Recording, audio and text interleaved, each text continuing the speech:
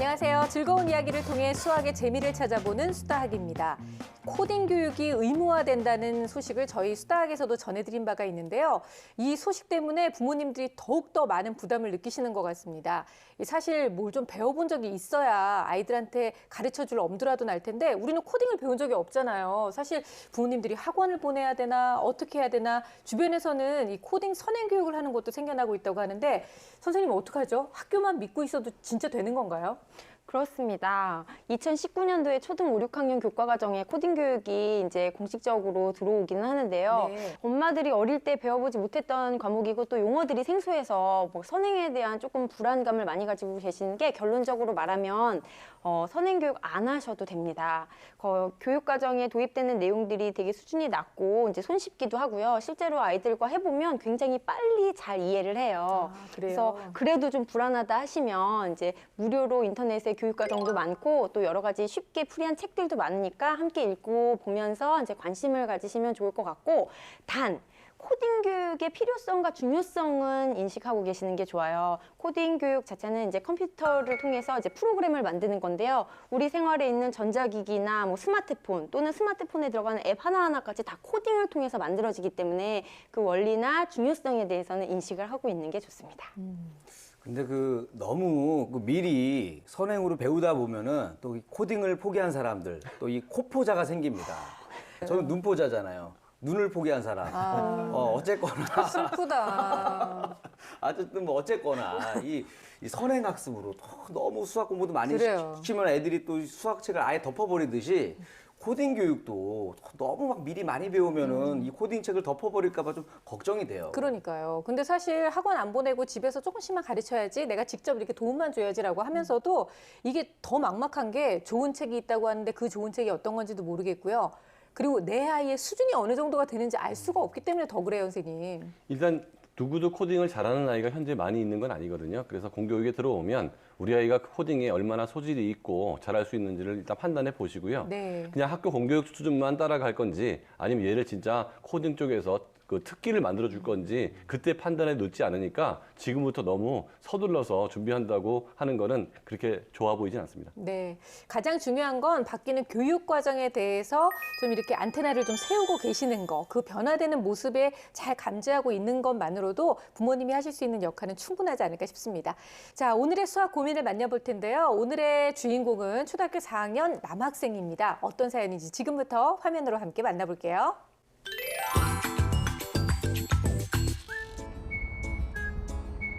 오늘은 또 어떤 친구가 수다학의 도움을 요청했을까요? 집안에 들어서자마자 보이는 갖가지 조립 장난감들. 왠지 심상치 않은 친구인 것 같은데요. 와, 딱 봐도 그냥 남학생인 게 티가 나네요. 조립 장난감을 만지는 손길과 집중하는 눈빛.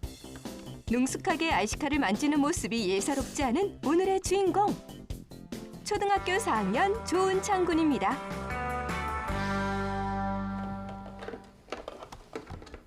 은찬아, 네, 그게 뭐야? 이거요. RC카로 무슨 자동차가 있어요. 그거는 뭐 은찬이가 다 만든 거야? 네. 그런데 비용은 좀 들었어요. 저도 저거 고등학교 때 많이 했었는데 엄청 비쌉니다, 저거. 비용이 많이 든 걸 알아서 참 다행이네요. 멋있다. RC카를 조종하며 놀고 있는 은찬이. 조립부터 조종까지 조립 장난감에 대한 열정이 정말 대단한데요. 조립에 관심이 많은 은찬이의 꿈은 과연 무엇일까요? 저는 로봇과학자가 꿈이고요. 왜냐하면 저도 원래 그냥 만들기가 좋아서 기계공학 쪽에 맞을까봐 그냥 로봇공학자가 되고 싶어요. 로봇공학자 미래 유망 직업인데 된다면 정말 좋겠네요. 네. 로봇공학자를 하기 위해서는 수학이 필수적인 과목이라는 거 잊지 말아야 할 것입니다. 조립 모형들을 정리하고 동생과 함께 영화를 보고 있는 은찬이. 그런데 뭔가 좀 이상하죠? 영화를 자막 없이 보고 있는데요. 우와, 영화를 자막 없이 봐요. 영어를 되게 잘하나 봐요. 오. 은찬아, 네? 이거 자막도 없는데 네. 다 알아들어? 네.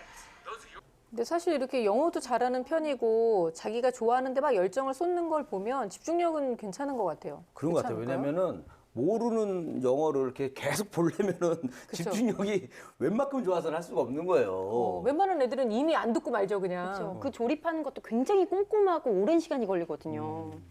어렸을 때부터 자막 없이 영어 DVD를 봤다는 은찬이. 영어도 잘하고 조립도 잘하고 자기가 좋아하는 것에 대해선 열정과 집중력이 정말 대단한데요. 그렇다면 당연히 수학에 대한 집중력도 높을 것 같은데 어머니 대체 고민이 뭔가요?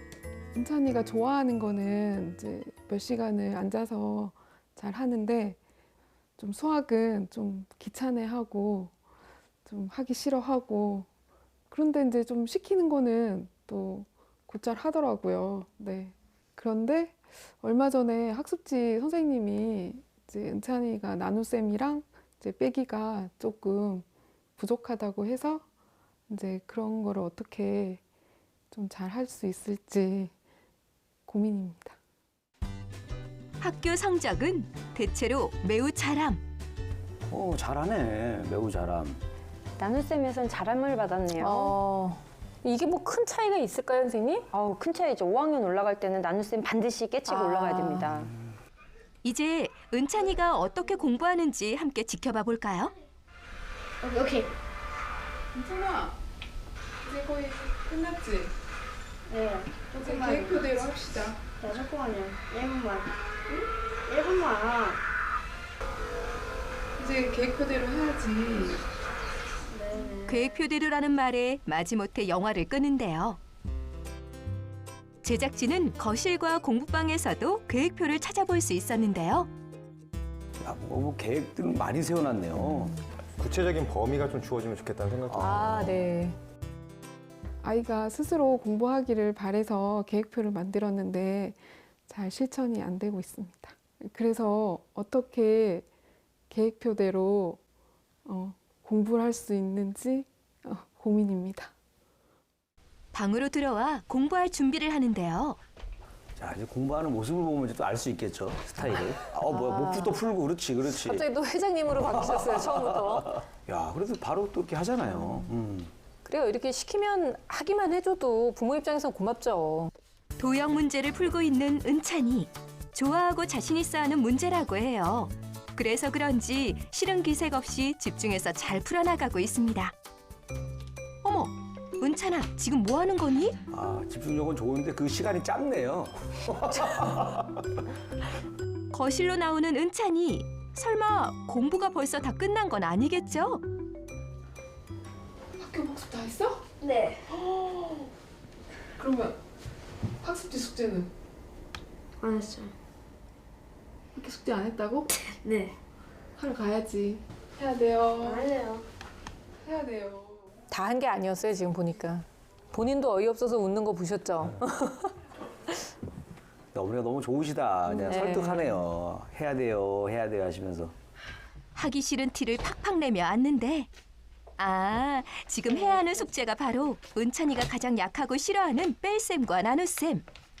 자기가 제일 약한 부분을 공부하는데요. 근데 문제가 정말 네. 나눗셈 기초 중에 기초 문제를 풀고 있네요.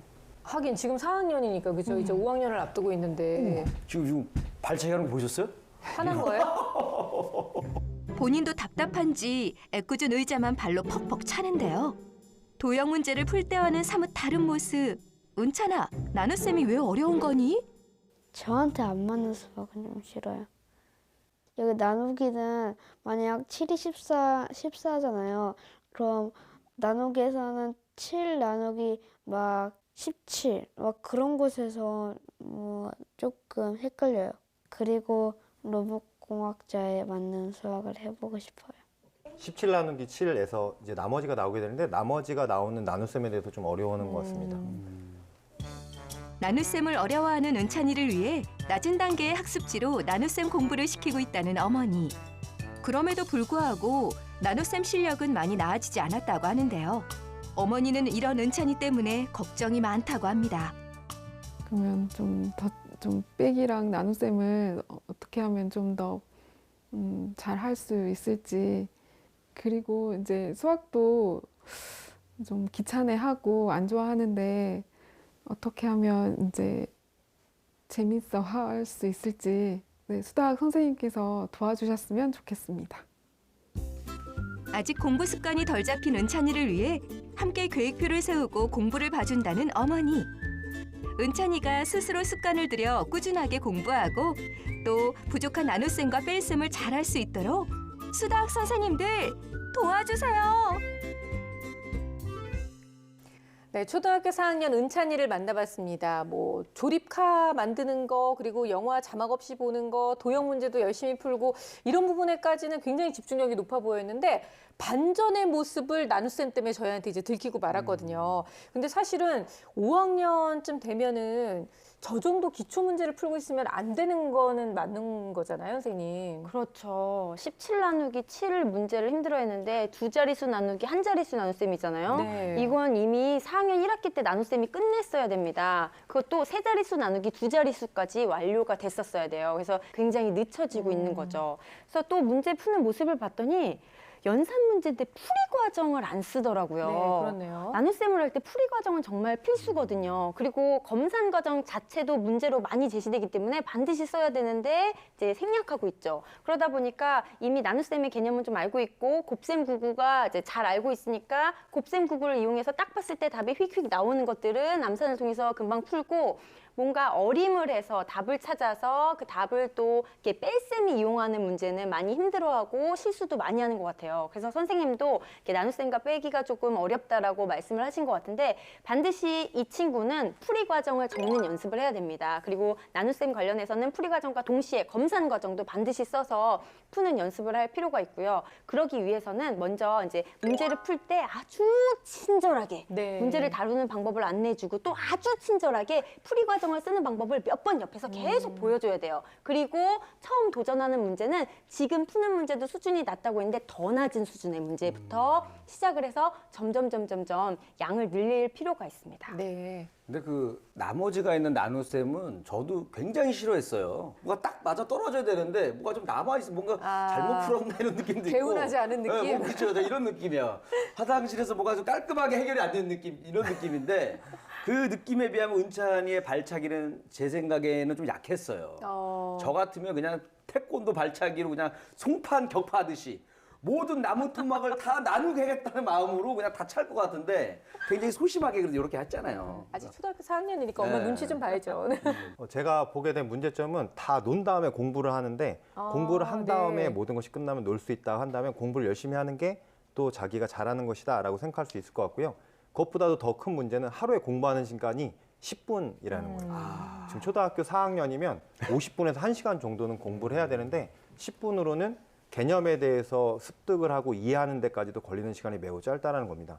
나눗셈의 기초적인 부분이 되어 있지 않은 상태, 그다음에 추가적으로 지금 자릿수를 높여가면서 좀 해야 되는 부분들, 그다음에 활용되는 부분까지 해야 되기 때문에 학습 시간을 좀 늘려서 할 수 네. 있도록 도와주셨으면 좋겠다는 생각이 들고요. 단순히 나눗셈이라고 하는 부분에 대한 개념을 모르는 것을 넘어서 다른 부분에서도 구멍난 부분이 있을 수 있기 때문에 다른 후행학습에 대한 부분도 확인하셔야 될 것 같습니다. 네.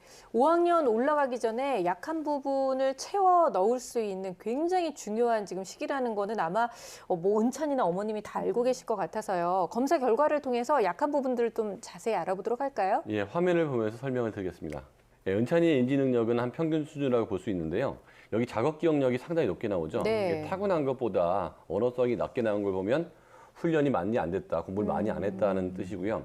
어떤 아이가 그 조립식 같은 걸 좋아하게 되면 지능 개발에 도움이 되는데요. 그것만 한다고 해서 전체적인 지능이 좋아지는 게 아니고 일정 부분 도움되는 거기 때문에 네. 그 전체적인 골고루 학습하는 게 한데 필요한 것 같고요. 그 강점을 보면 숫자와 순차 연결이 좋다고 나와 있는데요. 이게 청각적 기억력, 즉 작업 기억력과 관련이 많은 부분이어서 이 아이는 청각적 학습을 했을 때 효과가 좀 좋을 가능성이 있고요. 그다음에 기호 쓰기 같은 경우에는 그러니까 시각적인 것에서는 약간 약점을 보일 수 있다는 거죠. 네. 이런 아이들이 대체로 연산을 하는데 굉장히 어려움을 많이 느끼는 경우가 많이 있습니다. 그 잡념도 현재 많아 보이고 마음의 안정도 좀 필요해 보이고요. 그다음에 불안과 회피가 있는데요. 이게 뭐냐면 현재 내 입장에서 좀 다른 쪽으로 가고 싶다. 공부는 그렇게 많이 하고 싶지 않다. 그리고 뭔가 잘 안 되기 때문에 약간 불안하다. 이러는 정서적 문제는 좀 갖고 있습니다. 그 수학 성취도 평가를 보면 후행이 45, 현행이 55, 전체 50 정도여가지고 그렇게 높은 수준이라고 볼 수 없는데요. 네. 후행에서는 계산력하고 이해력이 필요하다고 나왔고요. 그 현행에서도 추론력과 계산력이 필요하다고 나왔는데요. 둘 다 계산력에 문제가 있잖아요. 이렇게 계산력이 떨어지고 청각적 집중력이 좋은 아이들한테는 그래도 정확하게 계산을 해주는 것만으로도 그 수학적 그 흥미가 높아질 수 있기 때문에 네. 은찬이의 경우는 그 주산을 좀 권해서 주산 공부를 하면 연산을 정확하게 하기 때문에 그로 인해서 수학을 좀 잘하게 될 가능성도 있다고 보입니다. 나눗셈만 어려워하는 게 아니라 전반적으로 다 점검을 좀 해야 할 필요가 있다. 이런 진단이라고 볼 수 있을 텐데요. 좀 더 보충 설명해 주세요.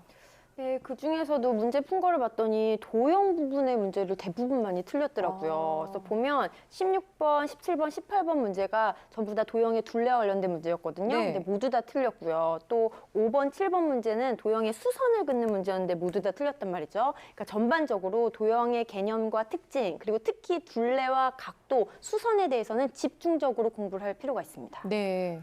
선생님, 근데 아까 전에 보면은 그 성적표 보면 다 잘함이라고 많이 나왔었거든요. 네. 근데 이런 결과가 나왔다는 게 좀 이해가 안 되는데 그러게요, 좀. 특히나 그 도형 같은 경우에는 또 만들기도 좋아하고 또 도형 문제 풀 때는 이렇게 또 집중력도 보여줬거든요, 분명히. 굉장히 반전이에요. 그래서 우리 속인 것 같아. 어떻게 된 겁니까, 도대체 이게? 네, 속인 거는 아니지만 네. 도형을 좋아하는 것 이꼴 도형 관련된 문제를 잘 푸는 게 아니라는 것을 이야기를 하는 거고요. 그래서 지금 필요한 부분이 도형에 대한 체계적인 공부와 학습 습관에 대한 변화가 필요한 시기라는 것을 이야기해주고 있습니다. 도형뿐만 아니라 또 여러 가지 문제점들이 나타나기 시작했는데요. 12번 문제를 보면 큰 수 다루기에서 좀 약점이 나타났습니다. 나눗셈처럼 단순히 암산을 하면서 나타나는 문제라는 생각이 드는데 정확하게 풀기 위해서는 단위에 맞게 정확하게 표현하고 읽는 연습들이 필요하다고 생각합니다. 그래서 한글로 표현된 숫자를 수로 표현하고 수로 표현된 것을 한글로 읽을 수 있는 연습들을 꾸준히 할 수 있는 부분이 필요하겠고요. 11번 같은 경우도 이 문제가 너무 쉬워 보였던 거죠. 그것을 암산해서 계산을 했는데 500 곱하기 1000만이라고 하는 숫자를 쓰고 그것을 동그라미를 정확하게 표현한 후에 그것을 세는 연습들을 하는 것이 네. 필요하다는 생각이 들어요. 이 외에도 여러 가지 3학년 부분에서 빠진 부분이 있다면 차분차분히 그 부분에 대해서 후행 학습을 진행하는 것이 중요합니다. 오늘 사실은 그 나눗셈만 어렵다라고 얘기를 했기 때문에 나눗셈만 잘하는 거 가르쳐주면 되겠구나 하고 오늘 방송 분량을 다 못 채울 줄 알았거든요. 근데도 불구하고 부족한 부분이 많다는 이런 반전의 결과가 또 나왔고. 은찬이가 또 우리 수학을 너무 좋아해서 빨리 끝나면 안 되니까 그러니까요. 양을 많이 만들어주려고 일부러 그리고 또 숨겨놨어요. 어머니조차도 이제 수학하는데 좀 집중하는데 좀 어려움이 있다라고 얘기를 하셨으니까 이런 은찬이한테 맞는 학습법이 있다면 어떤 게 있는지 좀 알려주실래요? 일반적으로 뭘 잘못하면은 그거 흥미를 돋기 위해서 생활 속에서 뭘 찾아라 이렇게 얘기하는 네. 경우가 많은데 이 아이 이제 벌써 5학년 올라가거든요. 그런 식으로 해가지고는 답이 안 나올 것 같고요. 그 타고난 게 나쁘지 않았는데 훈련이 많이 안 됐다고 그랬잖아요. 얘가 자극을 자기가 좋아하는 조립식 만드는 데만 너무 쓰고 있기 때문에 다른 쪽의 영역에 별 자극을 못 받은 거예요. 그러면 지금부터 반복 훈련을 통해서 꾸준한 자극을 줘야 되는데 아마 그 부분에서 그 시각적 집중력이 안 좋은 게 굉장히 힘들게 될 수도 있거든요. 방법 없어요. 그래도 해야 돼요. 그러니까 지금 힘들더라도 지금 힘들어야지. 왜냐하면 네. 아직도 지금은 능력이 개발되고 있는 단계이기 때문에 시간이 지나면 해도 안 될 때가 오기 때문에 힘들 거다 하지만 해야 돼. 이런 마음으로 엄마가 어느 정도 그 주도권을 가지고 아이를 끌고 가야 될 것 같은 생각이 들고요. 그 다음에 쓰면서 풀 때 애가 굉장히 힘들어 하잖아요. 그러면 가만 놔두면 거의 몇 문제 안 풀거나 막 쓰거든요. 그때 옆에 엄마가 있어줄 필요도 있어요.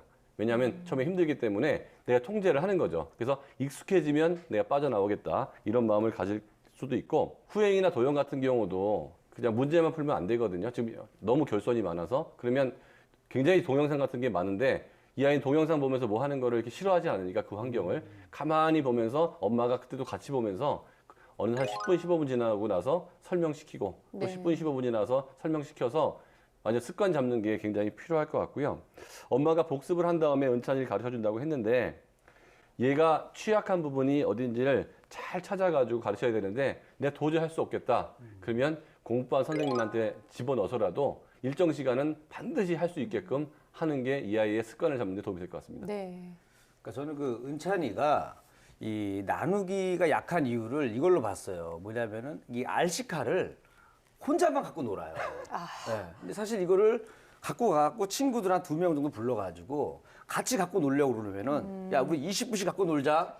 자연스럽게 나누기가 되는 거잖아요. 어렸을 때부터 너무 나누어서 뭘 사용하지 않았군요. 그렇죠, 그렇죠. 그러니까 예를 들어서 그 나머지가 있는 나눗셈도 어떻게 되냐면은 예를 들어서 뭐 한 70분이다. 네. 그러면 야 10분 나 더 할게 주인이니까 요게 이제 나머지가 있는 나눗셈이 되는 거잖아요. 그래서 또 친구들하고 이 RC카를 좀 같이 공유하면서 시간을 나누다 보면은 자연스럽게 놀면서 이 나누기를 익히지 않을까 이런 생각을 해봤어요. 아, 제가 봤을 때 네. 은찬이 같은 경우는 우선 수학 학습에 대한 학습 동기를 구축하는 게 가장 시급한 것 같아요. 네. 은찬이가 아까 인터뷰에서 로봇공학자가 되는데 필요한 수학만 좀 배웠으면 좋겠다라고 하는데 은찬이가 분명히 알아야 될 것이 로봇을 만드는 데 있어서 지금 은찬이가 배우는 모든 수학이 들어갑니다. 그렇죠. 예, 로봇의 디자인을 하는데 도형이 들어가고요. 개수를 모으고 계산하는데 나눗셈, 곱셈 비롯한 연산이 들어가고요. 모두 다 들어가기 때문에 공부를 해야 되고요. 어머니께서도 수학이 로봇공학자랑 많이 연결되니까 무조건 공부해라기보다는 뭐 관련된 여러 가지 레고 같은 거를 조립하는 데 있어서 정교하게 막기 위해서 얼마나 수학적으로 연구를 했는지라든지 이런 읽을 거리나 자료들을 많이 수집을 하셔서 함께 보면서 수학이 얼마나 중요한지를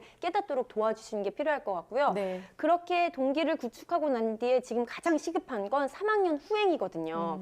방학이 남아있죠. 방학 동안 매일 50분간 수학 공부하는 것을 추천합니다. 3학년 1학기 교과서를 준비해서요. 5분 정도씩 개념을 읽고 그다음에 이제 교과서에 나오는 재미있는 놀이라든가 그림 그리고 뒤에 부록들도 굉장히 많거든요. 그런 활동을 해서 10분에서 20분 정도 활동을 하는 게 필요하고요. 수학 익힘에 있는 문제나 또는 문제집, 쉬운 문제집을 한 2쪽 정도씩 꾸준히 푼 다음에 그다음에 이제 영상 보는 것도 잘했잖아요. 수학 애니메이션 영상 10분에서 20분 정도짜리 한 편 정도 또는 이제 만화책으로 된 수학 원리 동화 있죠. 그런 것들을 한 반 권 정도 하루에 매일 이런 활동을 규칙적으로 할 것을 추천합니다. 네.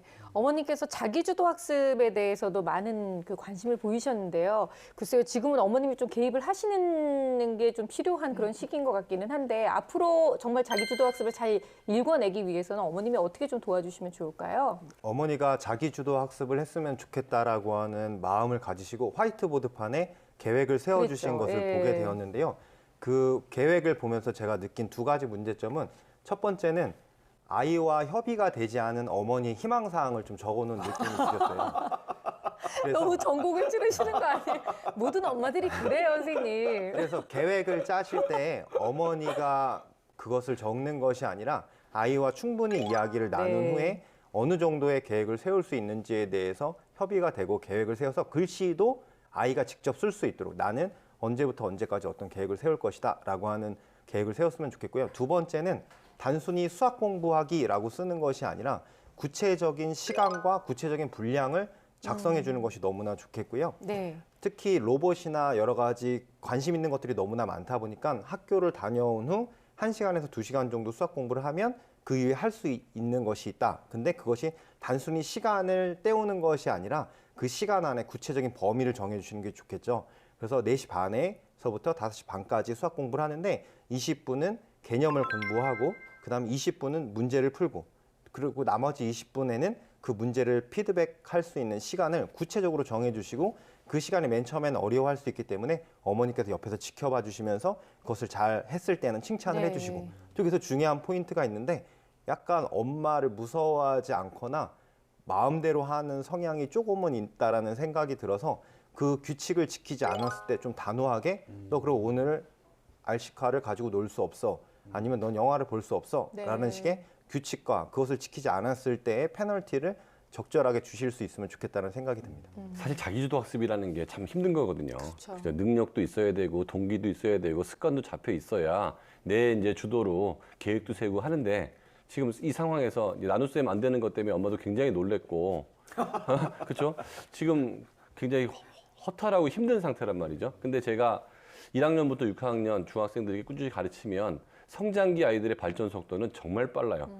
작년에 못했던 것들을 올해 해내는 애들이 많거든요. 네. 그래서 1, 2학년이나 3, 4학년이 정말 올해 해야 될 것들을 5, 6학년은 금방금방 해낼 수 있을 정도로 이 사고력도 좋아지고 체력도 좋아지고 집중력이 약간 안 좋지만 이 내 그 통제력으로 집중을 할 수 있는 능력까지 생깁니다. 그래서 지금 어떻게 보면 다소 늦은 것 같지만 지금부터 습관을 잘 잡으면 얼마든지 기회가 있기 때문에 지금이 마지막 찬스는 아니지만 적기라고 생각하고 지금부터 1년, 2년 후에는 얘가 자기주도 학습을 확실히 할 수 있겠다라고 할 정도로 좋은 습관을 잡아주고 학습량을 늘려나가야 될 것 같아요. 네.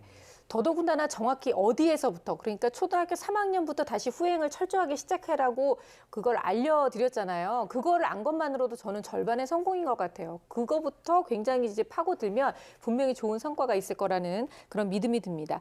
자, 수다학 전문가들의 핵심 솔루션을 듣는 시간이죠. 결정적 한방 함께 들어볼게요.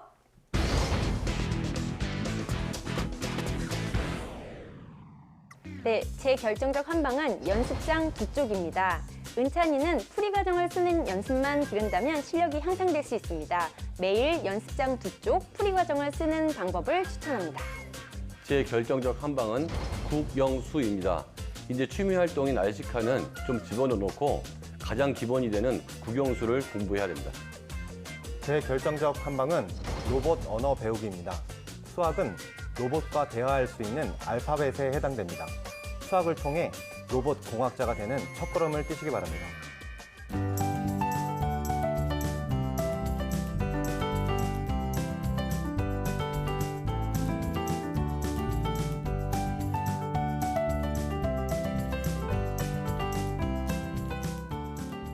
네, 우리 이리 씨의 결정적 한방은 어떤 건가요? 네, 제 결정적 한방은 네, 바로 이겁니다. 이거 리모컨 컨트롤? 리모컨이죠. 네. 보니까 우리 은찬이가 그 RC카 리모컨을 손에 잡고서 떼질 않아요. 계속 이러고 있는데 네네. 이제는 이 TV 리모컨을 잡고 이걸로 수다학도 보고 또 수학 관련된 영상을 좀 많이 봤으면 좋겠어요. 네. 특히 우리 은찬이 편 수다학은 다시 보기로 계속 봐야 돼. 이것도 RC카만큼 기능이 다양합니다. 전진, 후진, 그죠? 순간 멈춤 기능까지 다 있기 때문에 RC카만큼이나 재밌으니까 앞으로는 이 리모컨 잡고 수다학 많이 봐주시길 바라겠습니다. 아, 그래요. 은찬이가 수학에 재미를 좀 붙이고 어렵다고 하는 나눗셈의 벽을 딱 넘어서는 순간 아마 미래 로봇 공학자의 꿈에 훨씬 더 다가갈 수 있는 그런 계기가 되지 않을까 싶습니다. 많이 힘내시기 바라고요. 저희가 응원하도록 할게요.